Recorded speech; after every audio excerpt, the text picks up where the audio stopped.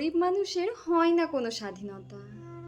যে পুরুষটা সকাল থেকে সন্ধ্যা পর্যন্ত হাড় ভাঙা পরিশ্রম করে 350টা টাকা নিয়ে ঘরে ফেরে তার সন্তানদের মুখে অন্ন তুলে দেবার আশায়, তাকে গিয়ে জিজ্ঞাসা করুন স্বপ্ন পূরণের স্বাদ কেমন।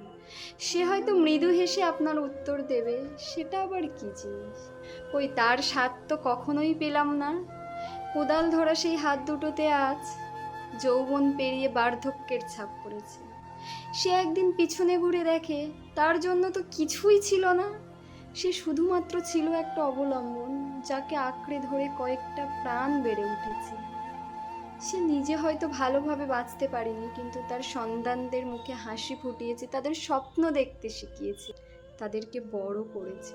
যার যৌবন জীবন চুষে বড় হয়েছে, সেই সন্তানরাই হয়তো একদিন তাকে বোঝা ভাবতে শুরু করে। অথচ সেই মানুষটাই একদিন কোনো একটা দোকানের সামনে দাঁড়িয়ে ভেবেছিল, ইস, এই জিনিসটা যদি আমি কিনতে পারতাম। কিন্তু সে যখন তার হাত দুটো পকেটে ঢোকায়, পকেটটা ছিল খালি। কিন্তু সে বাড়ি ফেরার পথে তার কর্তব্য সে ঠিকই করে এনেছে। তার সন্তানের দেওয়া আবদার, সন্তানের দেওয়া কথা সে ঠিকই রেখেছে।